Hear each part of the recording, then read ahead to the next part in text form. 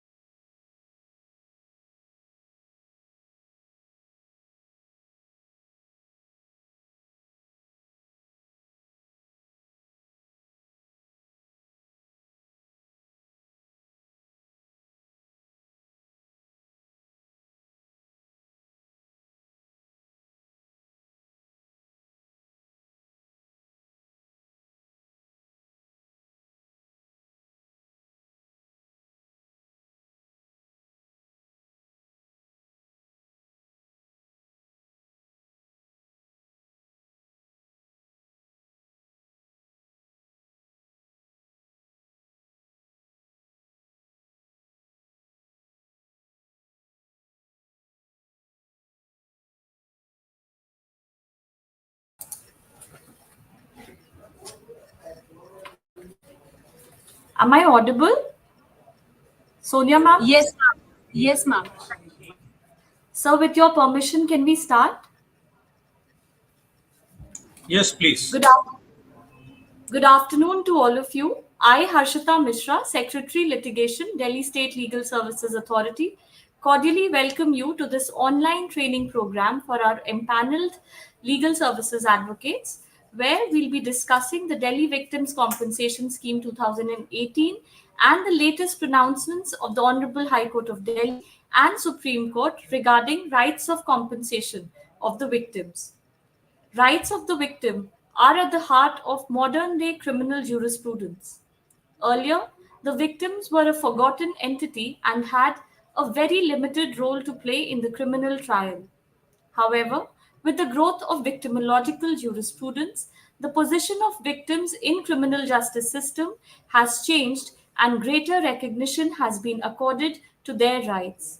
It was realized by the lawmakers that the criminal claims the survivor's life, if not physically, then at least engulfing their entire mental and emotional state. It thus was imperative that the survivor of the crime is not overlooked and condemned to oblivion, and that the state provides for the victim's rehabilitation. Therefore, a duty has been cast on the state to protect their rights and deliver justice to the survivors. Compensation to victims is just one form of rehabilitative and restorative justice. In order to provide necessary support and assistance to the victims, the Delhi Victims Compensation Scheme 2018 came into being. It was formulated in compliance of the statutory obligation cast by Section 357A CRPC, as well as by a catena of judicial pronouncements which attempted to bolster victims' rights and support their journey towards justice. Despite this scheme being in place, the realities on the ground suggest otherwise. Many people are still not aware about the scheme and thus they fail to claim compensation. With a view to spread awareness amongst the masses and to sensitize the legal professionals about the nuances of this scheme, Delhi State Legal Services Authority has been organizing a series of awareness programs. Today's program is also one such program to spread awareness about this victim centric scheme. We have with us Sri Bharat Parashar, Learned Member Secretary, Delhi State Legal Services Authority, who has been actively championing the cause of victims' rights. We also have with us Ms. Prabhsahay Kaur, who's an independent litigator practicing in the Delhi High Court and having an experience of over 15 years. At present, Madam is the standing counsel for DDA. Ma'am has also been the additional standing counsel for Government of NCT of Delhi and has been the counsel for SDMC and NDMC. Ma'am is a rising star in the field of litigation who also has keen interest in human rights law and disability laws. She has been closely associated with the Kailash Satyarthi Children Foundation and Bachpan Bachao Andolan. She's also worked extensively on the development of victimological jurisprudence in India, and it is because of her dogged pursuit for rehabilitative and restitutive justice for victims of sexual offences, that many lives have gotten a new lease of life. Considering her exceptional professional credentials, we couldn't have found a better resource person to address us on the topic of victim compensation and the judgments pronounced by the Honorable High Court of Delhi. On this note, I would request the Learned Member Secretary, Delhi State Legal Services Authority, to kindly deliver the opening remarks. Thank you, Arshita. Am I audible? Yes, sir. Oh, thank you very much, and a very good afternoon to everyone. And good afternoon, Madam Prabhsahay Kaur. As rightly stated by Harshita ji, victimology has recently gained very lot of importance in our justice dispensation system. In fact, the earlier thought was that with the signing of a judgment in a criminal trial, all the issues comes to a rest.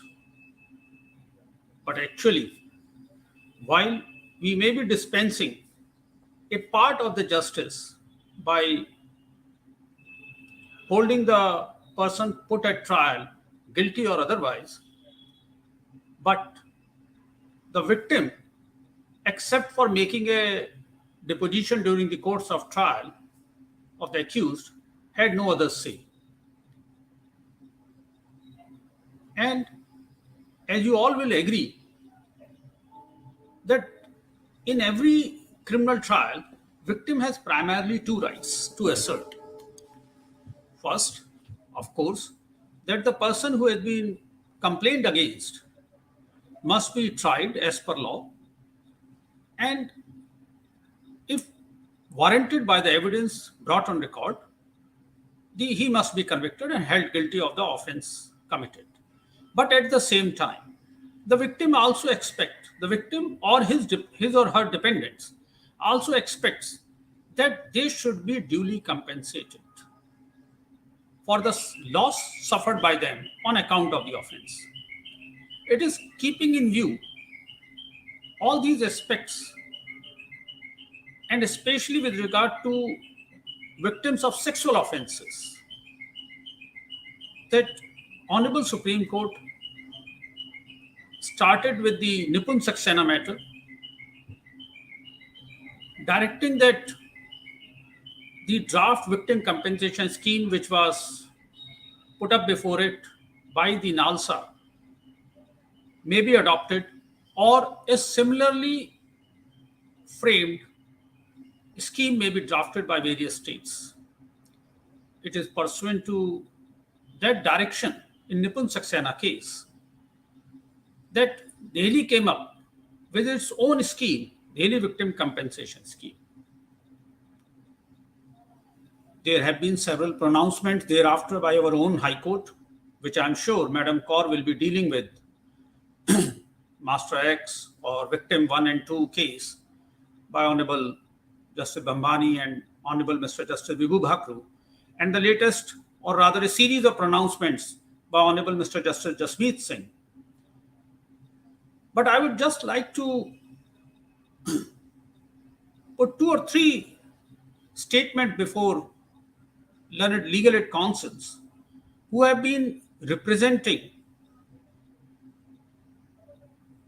the accused or the victims in different cases, especially on behalf of the legal aid authority,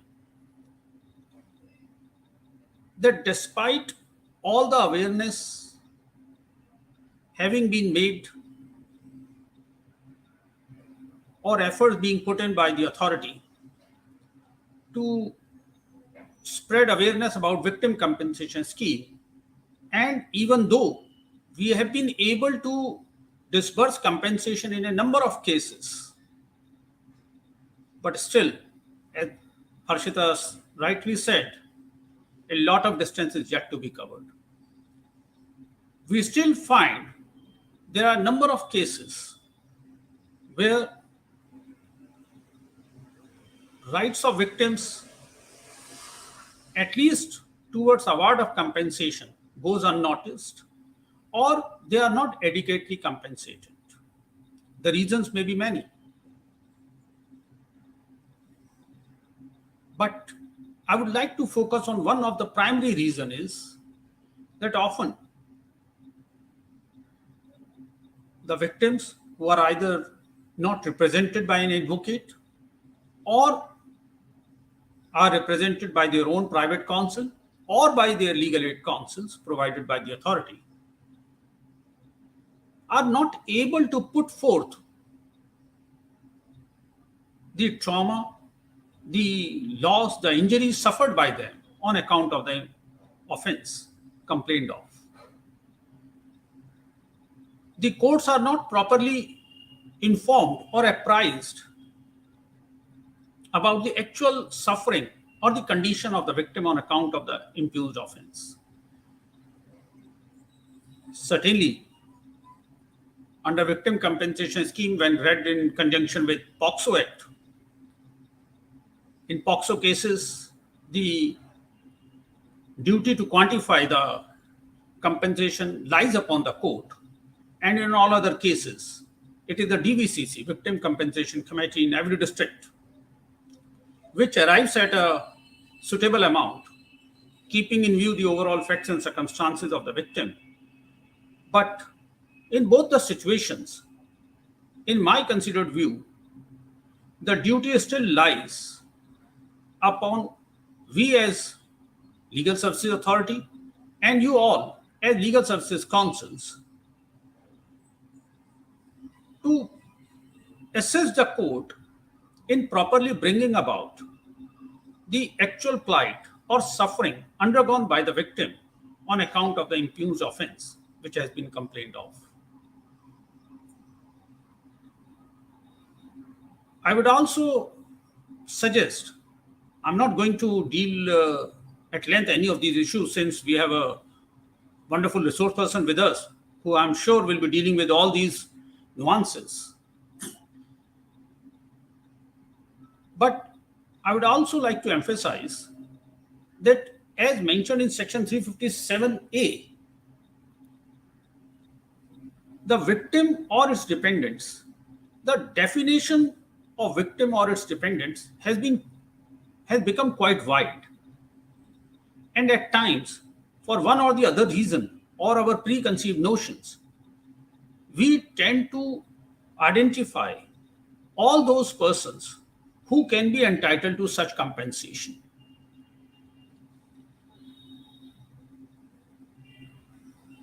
So, with these introductory remarks, I won't take much time as we have an expert dealing in victim compensation scheme. And I will leave you with the only request that whenever you defend a case in the court or you are representing the victim, in both the situations, it is your duty as an advocate who is an officer of the court to bring it to the notice of the court concerned, the trial court, that an appropriate decision towards the rights of victim must also be rendered. Similarly, if anything comes to your knowledge where a victim, in your opinion, has not been adequately compensated or his or her rights has not been properly accounted for, you must bring it to the notice of Legal Services Authority, the concerned district secretary, so that appropriate remedial measures can be taken out. So with this, I request Madam Prabhsahay Kaur to please take over. And thank you so much, ma'am, for being associated with us and giving your valuable time. Thank you. Good afternoon, everyone, and a very good afternoon to you, Mr. Parashar, sir, and Madam Mishra. Thank you so much for the kind and gracious words. But I am here as a colleague, not as a resource person. In fact, I recently found out that this will not be a session where I'll be able to see you, only you will be able to see me. However, I would urge all of you to please put questions, and I would be asking some questions also in the course of the session. I would request all of you to please answer in the chat box. I will continuously be looking at the chat box.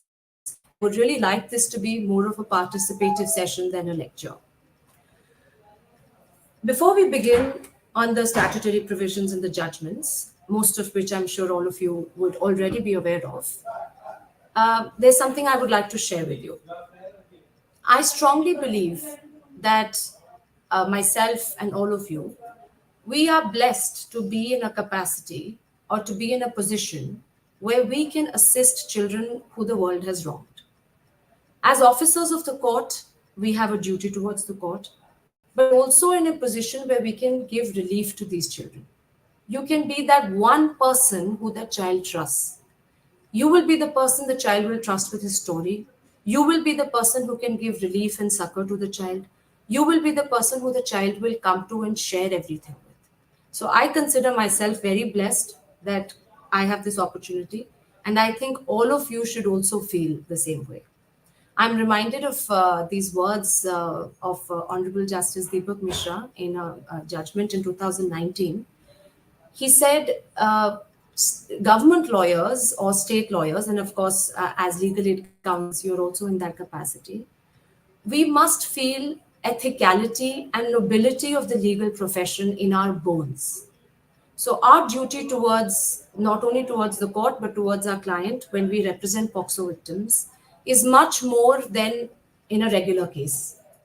Now, on that note, I would like to start with what is currently the ground reality. I have a PPT which I'm going to be sharing. Can you just tell me how to share this?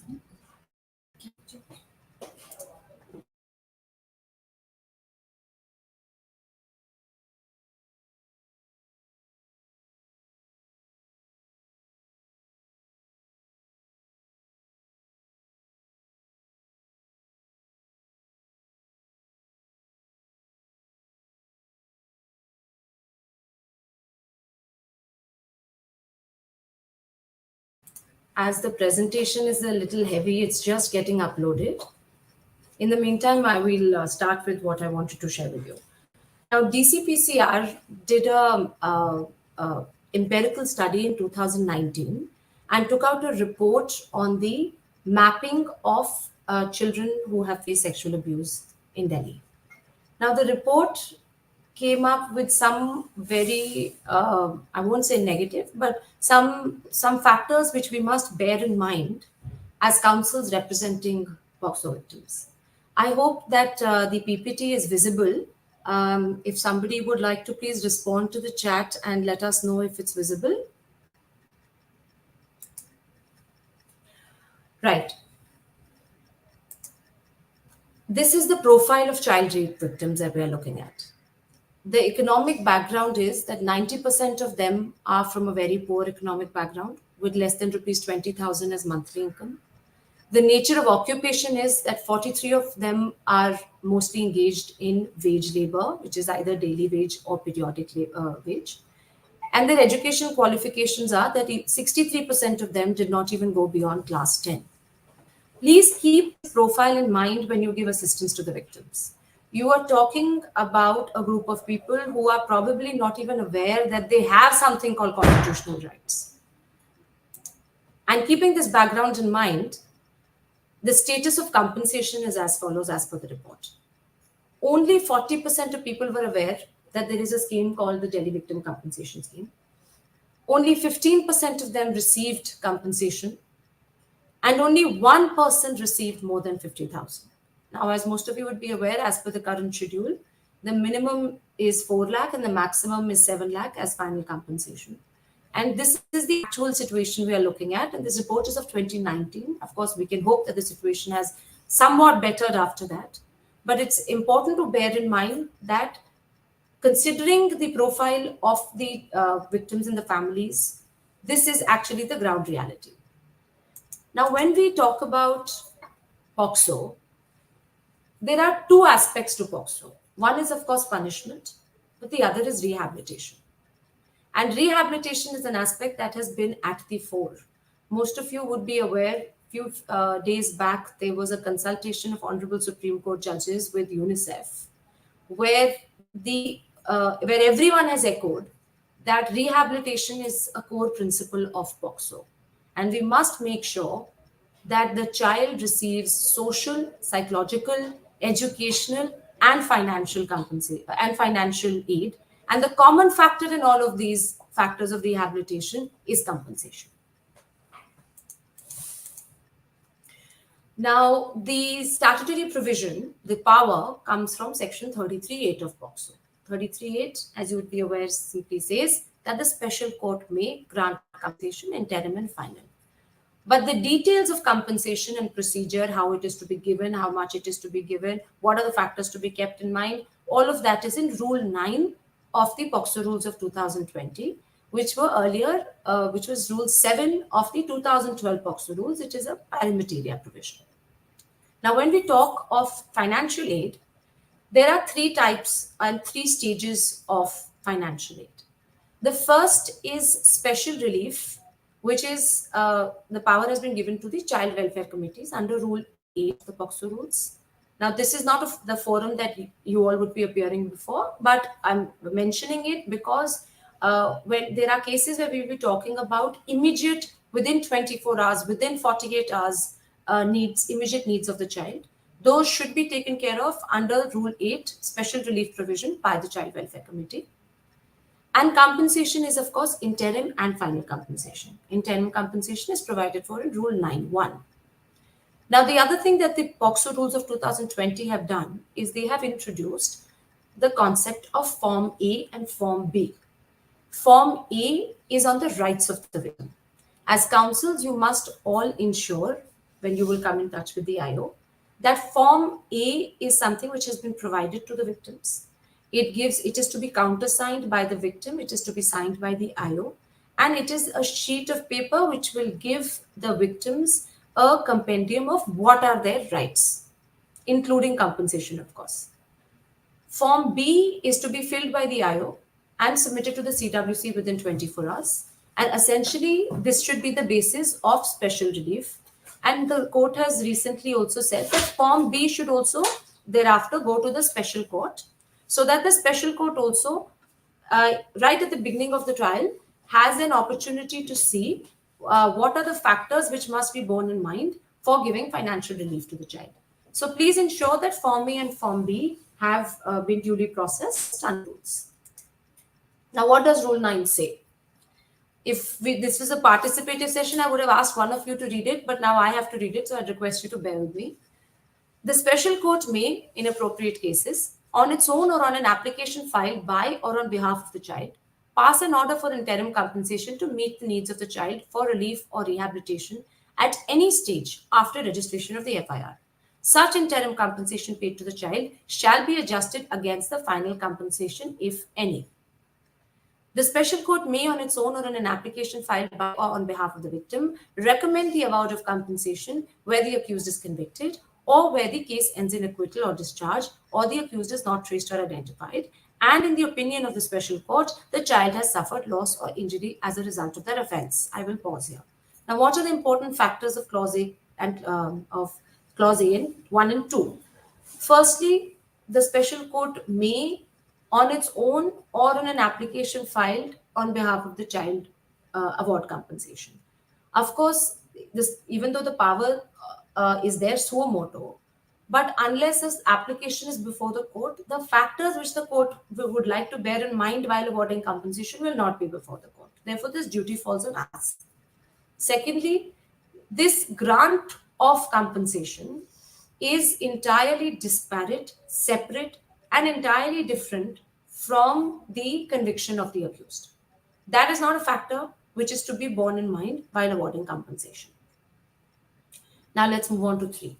Where the special court under subsection 8 of section 33 of the Act, read with subsection 2 and 3 of section 357A of the CRPC, makes a direction for the award of compensation to the victim, it shall take into account all relevant factors relating to the loss or injury caused to the victim, including the following. Now, this is where our role comes in. These factors have been laid out. It is our duty to ensure that in the application that is filed before the court, each of these factors is covered, and we give the details qua each of these factors. Now, I would urge you, and I will show a model application, that what would be proper is all of you can have a draft application, and if you would like, we can share one also, where each of these factors is mentioned on the left and your comments are mentioned on the right. If in a particular factor, for instance, let's look at 7, where the child becomes pregnant as a result of the offense, or 8, whether the child contracted a sexually transmitted disease as a result of the offense. Suppose this doesn't apply in your case. You simply say no, or you can say no, not applicable. But a draft form should be there where all these factors are covered. Now let's move on to the next slide. Subclause 4. The compensation awarded by the special court is to be paid by the state government from the Victim Compensation Fund or other scheme or fund established by it for the purposes of compensating and rehabilitating victims under Section 357A of the CRPC or any other law for the time being in force, or where such fund or scheme does not exist, by the state government. This, of course, Dlsa is doing. The state government shall pay the compensation ordered by the special court within 30 days of the receipt of such order. Now, as we know, there are administrative exigencies, there's a lot of pressure. If within 30 days the amount has not been paid, I would urge you to please follow up the matter with the business committee. Subclause 6. Nothing in these rules shall prevent a child or child's parent or guardian or any other person in whom the child has trust and confidence from submitting an application for seeking relief under any other rule or scheme of the state government, central or state government. This is also something which the victim must be informed, because some of them have this concern that if I take this money, will I not be eligible under other schemes? So it is our duty to clarify this aspect.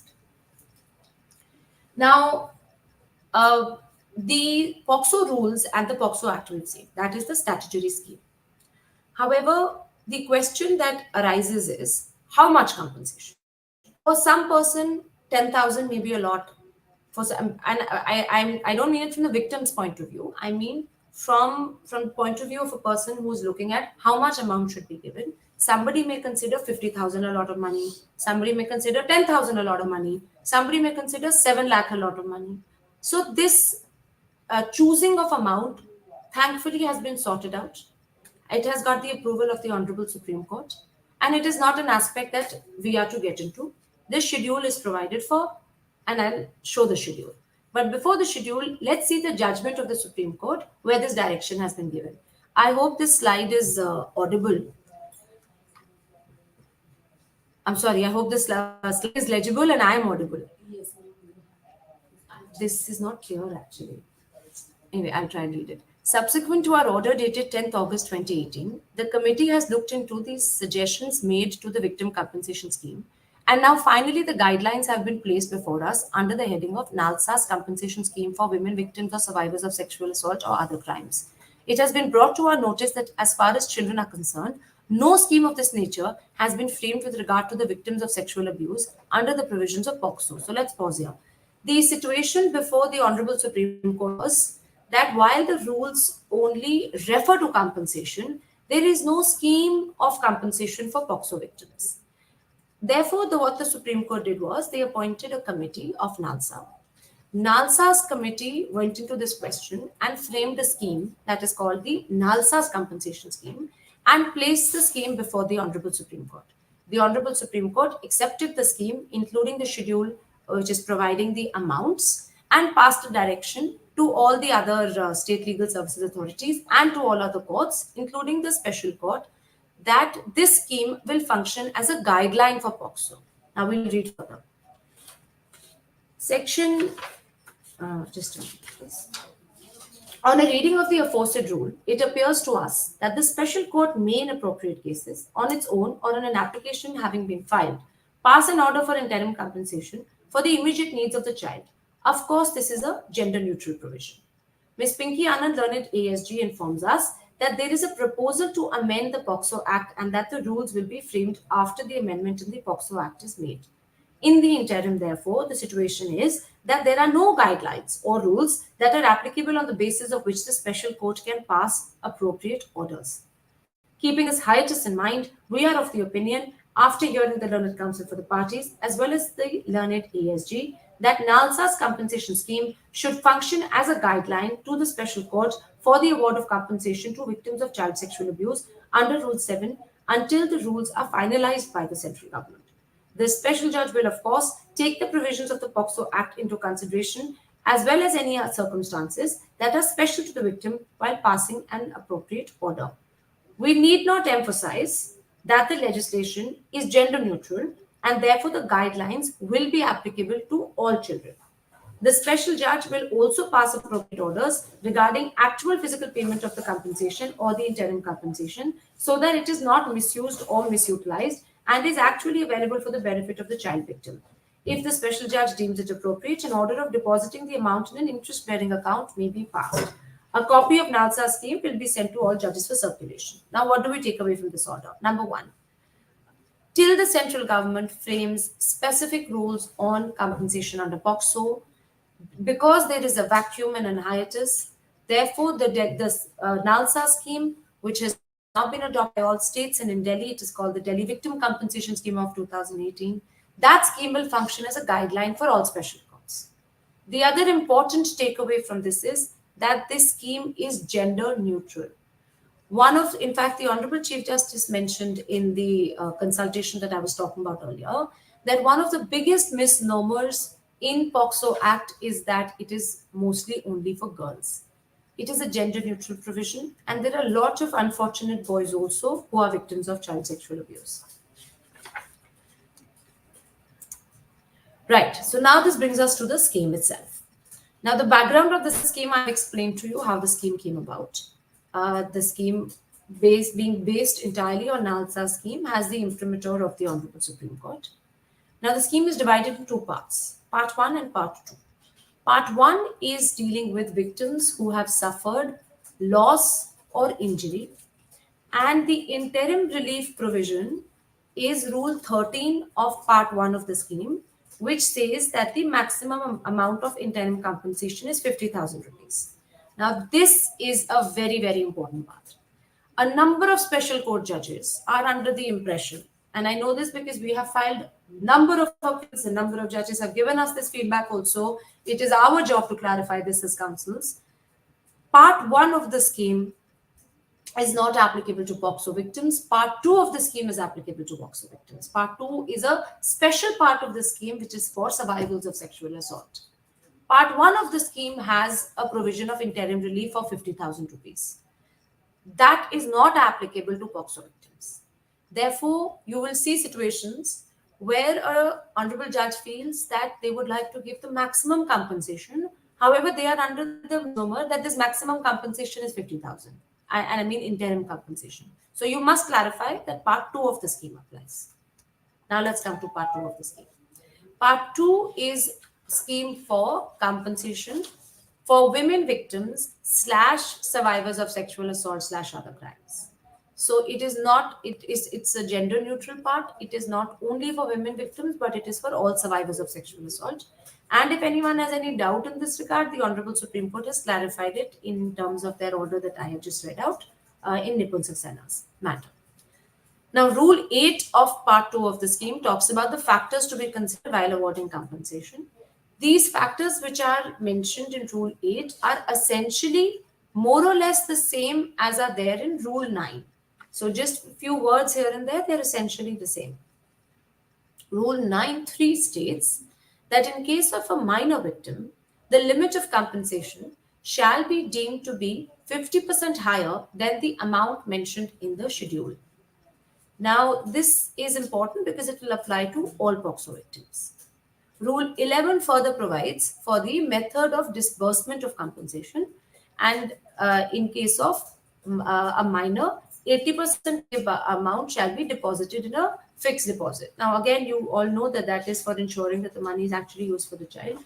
Now, there are situations where the victim will come to you again and again and say that I need money for this aspect, I need money for that aspect, in which case you will, of course, file an application before court and the Honorable Court will decide it. But it is our duty to ensure that this money is actually used for the child. And if the court deems it fit to pass any further directions in this regard, they are, of course, welcome to do so.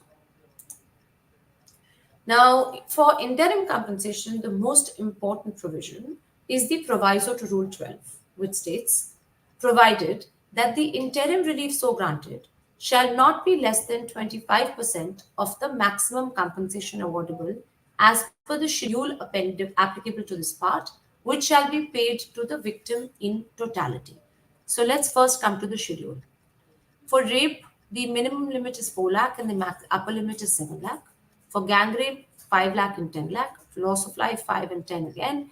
And for pregnancy on account of rape, we're talking about 3 and 4 lakh. For unnatural sexual assault, 4 lakh and 7 lakh. Let's go back. Now, the maximum amount in the schedule is mentioned as 7 lakh. 50% of this amount comes to 3,50,000. Therefore, the total is 10,50,000. Therefore, 25% of the maximum compensation awardable under the schedule comes to 2,62,500. This is the amount which, as counsels, we should place before the Honorable Court. It is important to explain to the Honorable Court and to refer to the judgments which show that these amounts have been fixed under the Dlsa scheme. And these amounts have the imprimatur of the Honorable Supreme Court. Therefore, while it is open to the special court to, of course, consider the various factors which are provided for statutorily, so see what are the various factors that should be considered while deciding the compensation. As far as the amounts are concerned, this is the guideline that has to be followed. So the court can seek details of expenditure. However, that cannot be applied as a formula or a calculation. What I mean by this is this. We have seen in some courts what they have done is, just like it is done in a MACT matter or in a family matter where maintenance is being fixed, some sort of affidavit is called of expenses. And then when one looks at the expenses, then one totals the expenses and says, okay, you should get this much compensation. Respectfully, that is not the correct approach, because these amounts have been borne in mind by Dlsa when they have come up with this schedule. And because the scheme provides that this amount of compensation is is a minimum amount, shall not be less than 25% of the maximum compensation awardable, therefore this provision applies. The guideline is the amount mentioned in the schedule. A view of the court cannot override the mandate of the Supreme Court in Nipun Saxena and proviso to Rule 12. The reason why I'm reading this out is because some special courts might be of the view that in this particular case, I don't think he needs more than 10,000 rupees. In which case, this should be your argument. Now we've seen the schedule. Right. Now, after Nipun Saxena's judgment, this note was added to the Delhi Victim Compensation Scheme. I will read it out for you. As per order of the Honorable Supreme Court of India in WPC 565 of 2012, titled Nipun Saxena versus Union of India and others, dated 5th September 2018, it is clarified that this part shall also function as a guideline to the special courts for the award of compensation to victims of child sexual abuse under Section 33(8) of POCSO and under Rule 7 of POCSO Act 2012. Into consideration as well as any circumstances that are special to the victim while passing an appropriate order. The guidelines will be applicable to all children as the legislation is gender neutral. The special judge will also pass appropriate orders regarding the actual physical payment of the compensation or the interim compensation so that it is not misused or misutilized and it's actually available for the benefit of the child victim. If the special judge deems it appropriate, an order of depositing the amount in an interest-bearing account can also be made. Okay. Now, what if you're in a situation where the court is of a view that the veracity of the case in itself is in serious question, and the court feels that that in this particular case there are reasons for why compensation should not be paid at all. Maybe the court might feel in an appropriate case that the case is not genuine before it. Is it that the court is powerless and that they have to grant compensation? No, we will not stretch it to that extent. However, the mandate of the Supreme Court is clear that even in such a case, an order on compensation must be passed. An order on compensation doesn't mean compensation has to be granted.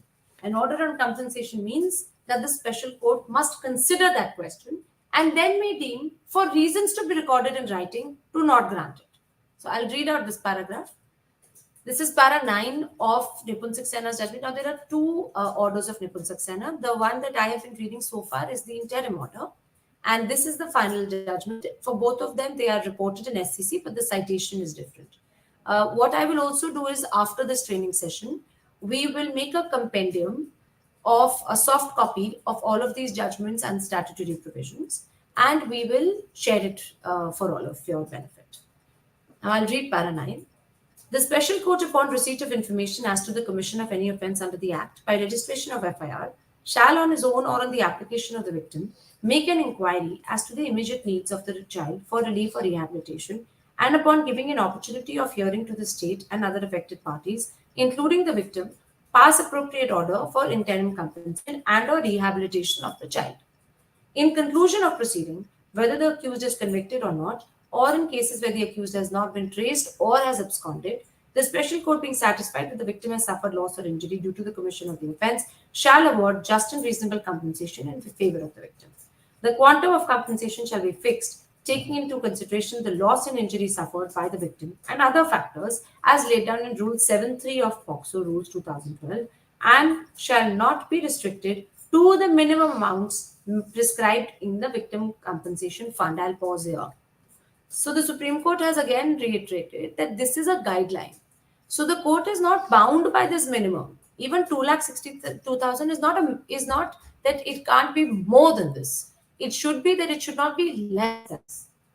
The interim or final compensation shall be paid either from the Victim Compensation Fund or any other special scheme or fund established under Section 357A of the CRPC or any other law for the time being enforced through the state legal services authorities or the district services authorities in whose hands the fund is entrusted. If the court declines to pass interim or final compensation in the instant case, it shall record its reasons for not doing so.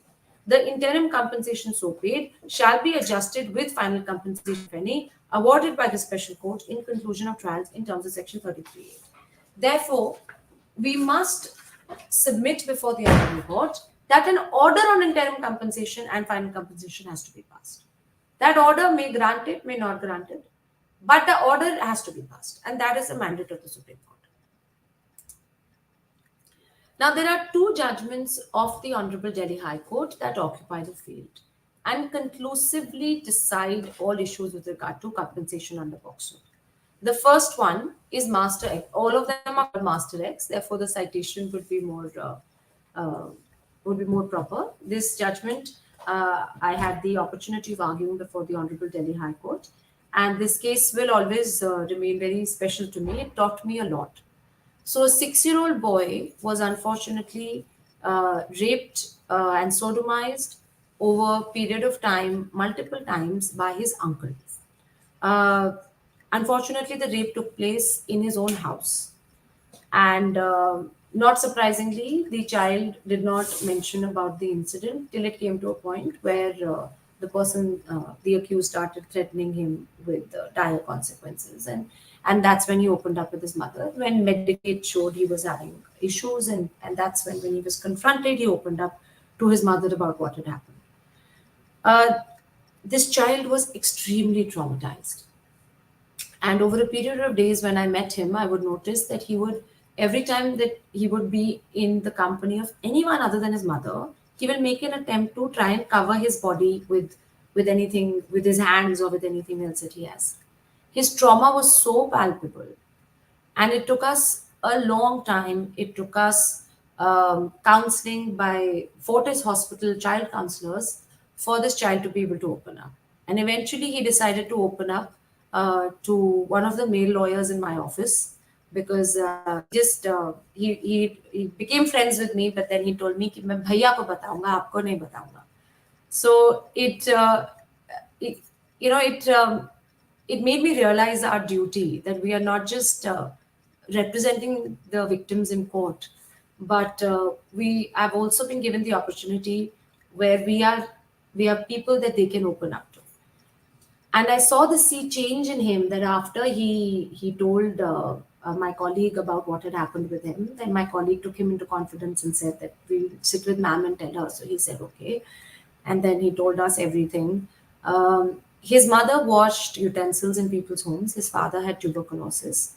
And as it was a case of incest, as in most cases, the family was entirely split up.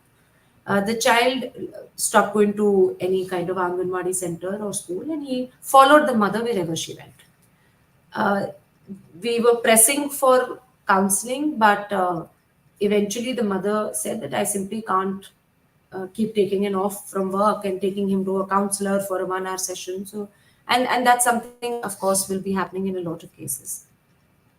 Therefore, it finally came down to the fact that if they don't have compensation, if they don't have funds, the child will not go to school, he will continue to be traumatized, he will never come to a situation where one can pull him out of the trauma and ask him to move on with his life. Now, the special court was pleased to grant us 50,000 compensation, being under the impression that this is the maximum compensation. And when we took the matter to the Honorable Delhi High Court, Honorable Justice Anup Bambani, in fact, heard us during the peak of court, held a day-to-day hearing over months together, and was pleased to pass this judgment, where he was given 6 lakh compensation, and all the issues which were being raised were conclusively decided. Now, I'd like to screen share this judgment. Just a moment, please. Anil screen share कर दीजिएगा please.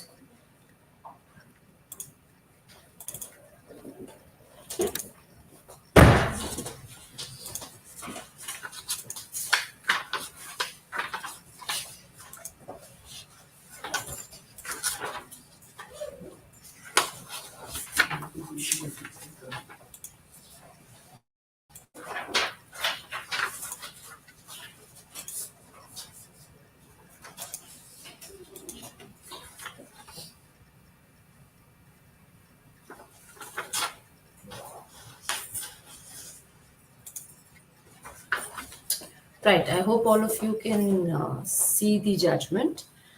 I'll skip the part about my submissions because most of them I've already explained to you. The court has, of course, gone into the statutory landscape of the fountainhead of compensation, which is Section 357A of CRPC, Section 33 of POCSO. At that time, POCSO Rule 7 was there. So the POCSO rules, then Rule 9 of the new POCSO rules, and then we come to Para 27.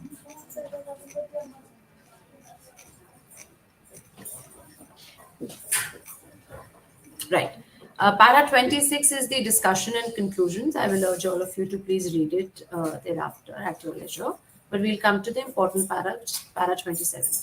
In the above view of the matter, in the opinion of this court, the learned ASJ was not bound by the DVC scheme 2018, which scheme including the maximum and minimum compensation envisaged in the schedule thereto would at best serve as guideline for the assessment of compensation payable to the petitioner. Considering that the petitioner was subject to the offence of unnatural sexual assault, for which the Schedule to Part 2 sets down the minimum limit of compensation as rupees 4 lakhs and the upper limit of compensation as rupees 7 lakhs. Since the petitioner is a minor for whom Clause 9, Part 2 of the DVC scheme to 2018 says that the minimum and maximum limits of compensation will be deemed to be 50% higher than those mentioned in the schedule. In the petitioner's case, the minimum and maximum limits would stand enhanced from rupees 4 lakh to 6 lakh and from rupees 7 lakh to 10.5 lakh, respectively. To reiterate, these limits on the amount of compensation payable would be binding upon the Dlsa, but not upon the court.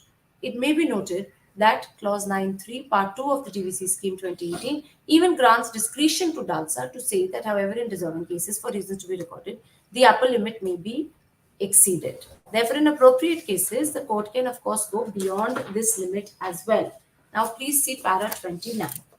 Insofar as the factors to be considered for quantifying interim compensation are concerned, these would be the same as those for assessing compensation as indicated in Rule 9.3 of the 2020 rules, which are in pari materia with Clause 8, Part 2 of the DVC Scheme 2018.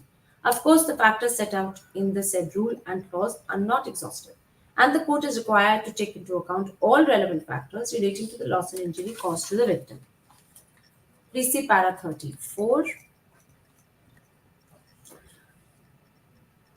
Accordingly, while attempting to quantify the compensation payable to the petitioner, even at the interim stage, the effort of this court should be to offer monetary recompense to the extent possible for atonement of the crime to which the petitioner was subject, the physical and mental trauma suffered by him, and the emotional scar left on his psyche.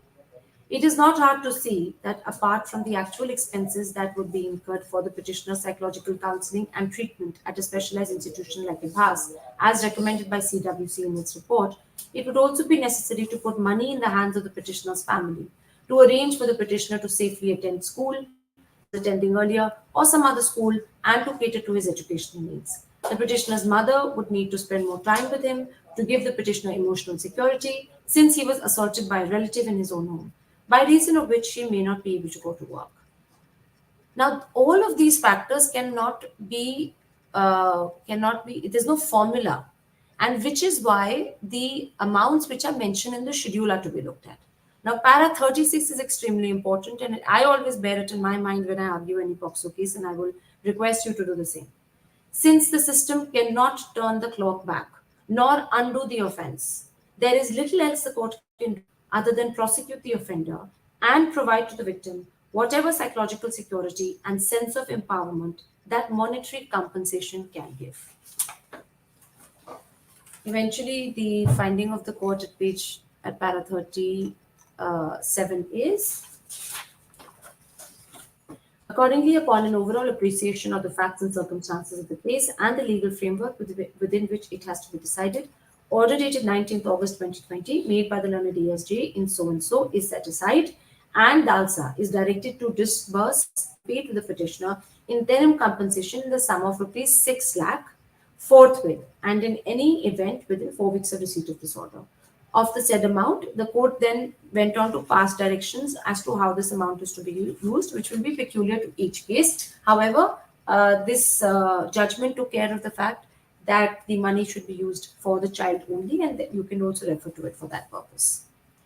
Now, Master X judgment came in 2021, and in 2022, there is another judgment passed by a coordinate bench of Honorable Justice Dslsa, which also answers a lot of important questions raised, and I will now be screen sharing that.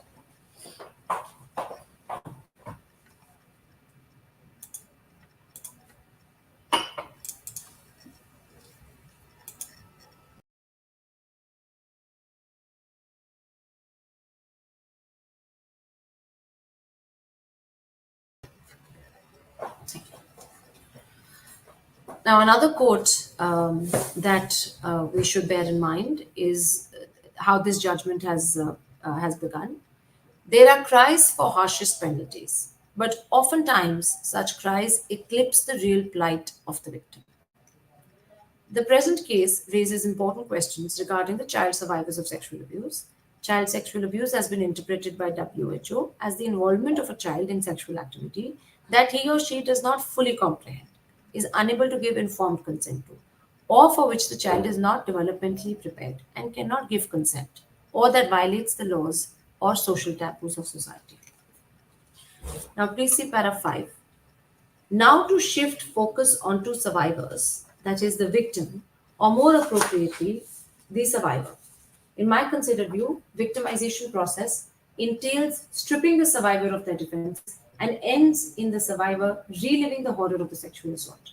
The whole process takes root in three laps, before, during, and after course of the event.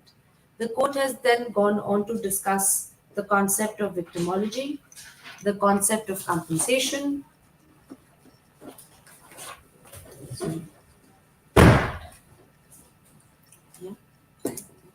right,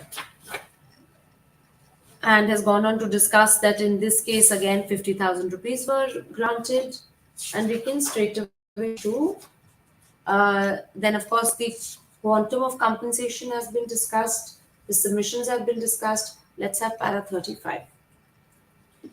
In criminal justice administration, sexual assault is still seen as a crime against the state. As a result, unfortunately, the current legislation still focuses on the prevention of crime and fails to respond to the needs of the victim. Ultimately, it leads to the marginalization of victim. But one ray of hope we have in this is Rule 9 and Section 33, and we will make every effort possible that the victim is not forgotten in the trial. Para 38, please. No monetary compensation can put a value on the dignity, and no amount of compensation can undo the trauma undergone by the victim. But it is necessary to put money in the hands of the victim and family. The funds will not only provide a sense of safety, but also cater to their immediate needs. For instance, in some cases, urgent relocation of the victim and family is required, while in some, it is the resumption of education. For the family of sexual violence survivors, especially in cases where children are involved, there is an urgent need to spend more time with them in order to provide some sense of emotional security. As a result, there will also be a lot of work. Now, these are the paragraphs I'm reading out are those which can be shown to the special court in cases when compensation is, of course, being argued. Please have para 40.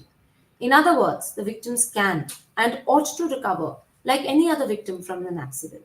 But that is only possible when there is a due discharge of the functions by the state.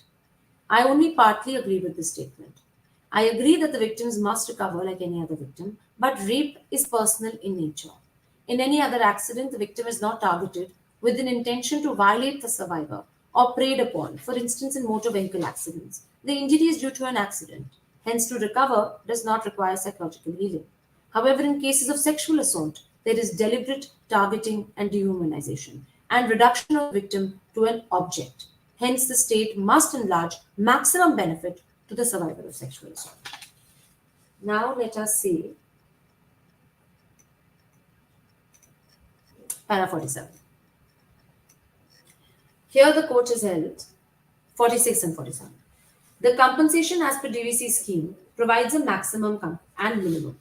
The statutes or scheme should not decide the maximum. The court has the power to scale up and scale down.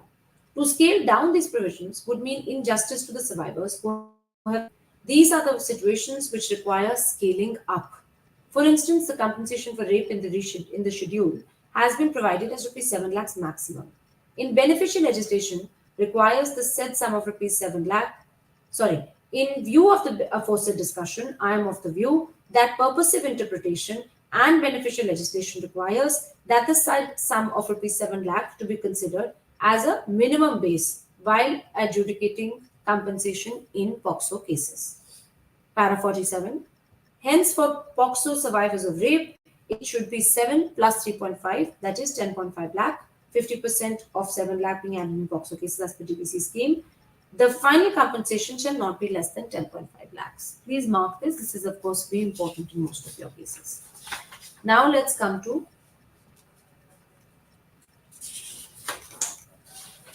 Para 60.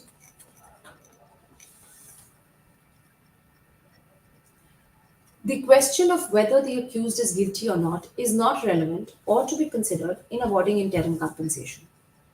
The first is the survivor. Compensatory proceedings revolve around the needs of the survivor, not on the guilt of the accused. I will pause here. We've seen in many cases in interim compensation, the court is of the view, let the trial move on, and then after that, we'll decide interim compensation. That may be a factor that you're looking at in final compensation, but interim compensation should be paid at the earliest. 61. The POXO is a beneficial legislation aimed at ameliorating the suffering of children of sexual abuse. The DVC scheme contemplates 25% compensation. Hence, a special court must endeavor to award 25% of the compensation at the interim stage within 2 months of filing of charge sheet. The special court are within their rights to award compensation in excess of 25% at the interim stage. The POXO is a special statute passed to ameliorate the suffering of the survivors. Hence, the endeavor must be to award the maximum compensation possible.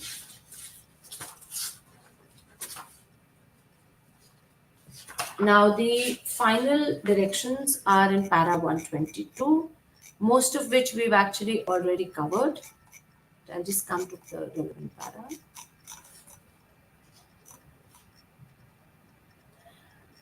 (122A). Maximum compensation laid down in the schedule is to be considered minimum. B. The final compensation to survivors of child sexual abuse should be the maximum amount mentioned in the schedule.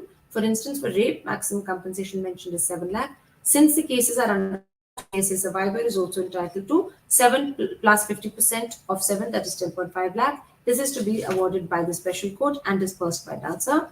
C. Within 8 weeks of the filing of charge sheet, special courts will form an opinion and it will release 25% of the maximum awardable compensation for rehabilitation to child survivor of CSA for rehabilitation. If the special court is of the opinion that 25% will not meet the rehabilitative needs of the survivor, it can award more than 25%. However, it will give reasons for awarding more than 25%. This interim compensation will be in addition to the interim compensation disbursed by Dlsa. D. Every POXO FIR will concurrently be sent to both Member Secretary Dlsa and Special Court. E. Dlsa will be also supplied copy of charge sheet, and on the basis of charge sheet, Dlsa immediately and not later than 60 days release 25% to the survivors. The same can be through survivor or the parents to be used for the benefit, rehabilitation, integration of the survivor for child survivor of CS. Now, so far we have looked into the various. Can you just go back to the presentation? Yes. All right, thank you. Presentation. So far we have seen the statutory framework. What are the various rules? What are the various judgments? And what do the judgments hold? But what is it that as counsels and as lawyers, we should be putting before the court? I have here a draft application for compensation before you. Now, this draft has in fact been made in a situation which I would also like to discuss and bring to your attention because it highlights more than anything else our role as counsels. The Honorable High Court last year was faced with a situation where case after case of bail in POXO cases was coming before the court, where the court noticed that every time the court is interacting with the victim says, I don't even know there is something called compensation. And I don't have any information. I've never been provided any psychological counseling or compensation. So the court called us and embarked on this journey of understanding where the lacuna is. And after a large consultative process with Delhi Police, Legal Services Authority, DCW, and we were assisting in it too, it was found that 81,405 copies of FIRs of sexual assault, including rape and POXO cases, were not, due to a glitch, or were not transferred from FIR to Dlsa. As a result, it is not clear whether in all those cases an application for compensation was considered or not. Now, there is a process that we are now going to be embarking upon, where this form is going to be given to lawyers to carry out inspections and to find in those disposed of POXO cases from 2012 to 2017 whether an application for compensation was considered by the Honorable Court or not. And this is where our role comes in as counsels. As counsels, it was our responsibility to ensure that an application was filed. Now, we will pull out those files and see whether it was filed or not in all those cases. Secondly, our responsibility is to ensure that we explain to the court that whether the court wants to grant or does not want to grant compensation, an order to that effect has to be passed. And all these judgments will aid you in doing that. And number three, we have to bring forth all the facts and all this information with regard to the victim, which will aid in the court deciding on the compensation application. So here, these are the various grounds for seeking compensation, and there is a checkbox. The checkbox, of course, by definition, means that you can simply check it. But what I would urge you to do is, in addition to checking in the checkbox, also provide additional information. And that I will show you in a draft application. Now, this is one draft application. This we will, of course, share with you. But this similar draft application can be used in all your matters. So this says in para 1, present application is filed in relation to FIR number so-and-so, registered under so-and-so, police station details are given, and the details of the case are given. Then the present application is being preferred on behalf of the child by the mother of the victim, who is also the complainant in the case, and the provisions are mentioned. Now, after this, we have made a table. And in the table, we have done is we have given the factors that are mentioned in Rule 9 on the left and our comments on the right. So let's read it. Age of the victim, 6 years. In the earlier draft that you saw, one of the questions was, is the victim of tender age? Now, we would want you to, of course, mention the whatever is the age of the victim. And that is, of course, if it is a tender age, it is an additional factor. Relationship of the child to the offender accused. Offender is the so-and-so. Type of abuse or alleged or suffered, repeated, unnatural, aggravated, penetrative, so-and-so.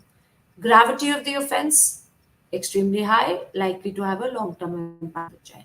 Severity of the mental or physical harm, lifelong mental trauma and cognitive incapacity during earlier years of growth, fearful of reposing trust and loss of initiation due to the fact that the offender is closely related to the child and offense was conducted repeatedly at the child's house.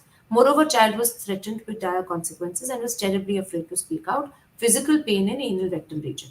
So in one short paragraph, we have given all the various factors of severity. And that's what you should do in all your applications. Whether the child is disabled, in this case, the child had a physical disability, but this would be a simple yes or no answer. Details regarding economic status of victim parents, total number of family members, occupation, and the family income. So poor economic status and the constitutes the lower income strata. How the number of family members are mentioned, number of children are mentioned. That's important because how many children do they need to support? In this case, there was an illness of the father, but what the parents do, what is their monthly income, and if you have any other details that show their profile, then those should be mentioned here. Whether the victim is undergone or is undergoing any medical treatment, of course, that will, again, this is the detail. In this particular case, the child was in care of psychological care at the time that the application was moved. He did not have it. Then details of expenditure likely to be incurred. You see, this is only one of the factors. So if the court is taking some sort of details of expenditure and then deciding compensation on that basis, that is not correct. Regular counseling and medical or psychological assessment periodically is required. Monetary value cannot be specified at present. It would depend on the doctor's assessment in this regard. Whether there has been a loss of educational opportunity or interruption in education as a consequence of the offense, including absence from school due to mental trauma, bodily injury, medical treatment, investigation, and any other reason. Complete abstinence from school. The child is not education or attending any school due to the negative impact of the sexual abuse, and he is afraid to go to school. Mother is scared to send him to a government school and wishes for security. Now, one of the factors which was also highlighted in DCPCR's report was that the rate of child dropouts in victims of sexual abuse is extremely high. Now, this is a factor that must be pointed out here because loss of educational opportunity is a factor. We are, of course, planning to take this matter also to the High Court, that there should be further steps taken by the government to ensure that victims of child sexual abuse make their way back to school. But in any case, it is one of the factors that should be mentioned in the application. Whether the abuse was a single isolated incident or whether the abuse took over a period of time, then whether the child feels insecure as a result of the offense committed, whether the child became pregnant as a result of the offense, whether the child contracted any sexually transmitted disease. So wherever it is not applicable, I have written either NA or no knowledge if a test has not been done to that effect. Then whether the child contracted any HIV, again, there was no test, so that has been mentioned. Details regarding accommodation of the victim, whether it is the parent's own house or rented house. Here, all the details have been provided. Whether the parents are undergoing any treatment or have any health issues, again, on the right side, the details are provided. Whether the victim or her parents have received any immediate aid or relief. This is, of course, a very important question that you must ask your clients.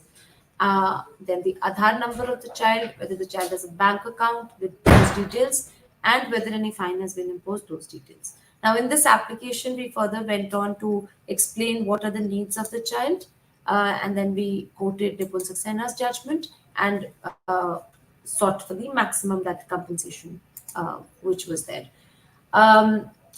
This application, I realize it is long, and I realize it may not be practical in every case for you to give all the details.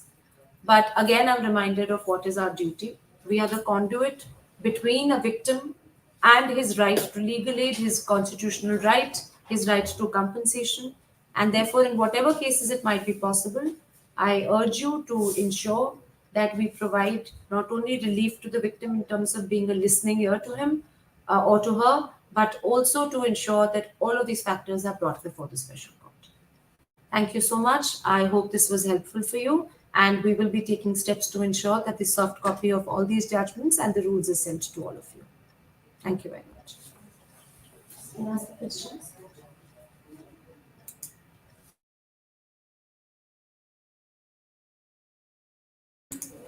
If anyone has any questions, you can please put it in the chat box and I'll be happy to answer them.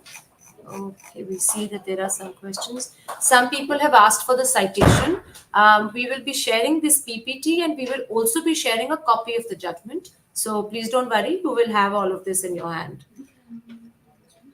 And I'm looking at some other questions because some of you have put in your names and details.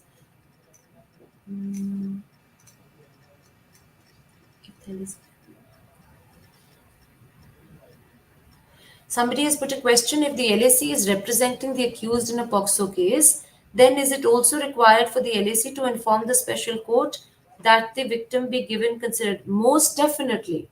That's exactly the purpose of this presentation, that as an LAC counsel, you are representing the victim.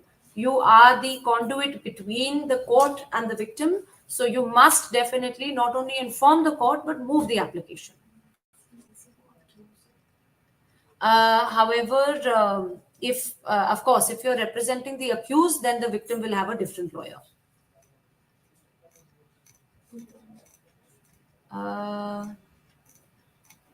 So those are all the questions that I have seen so far. I hope that if there are any other questions, we will also be happy to share my email address, and you're welcome to reach out to me anytime. Thank you so much.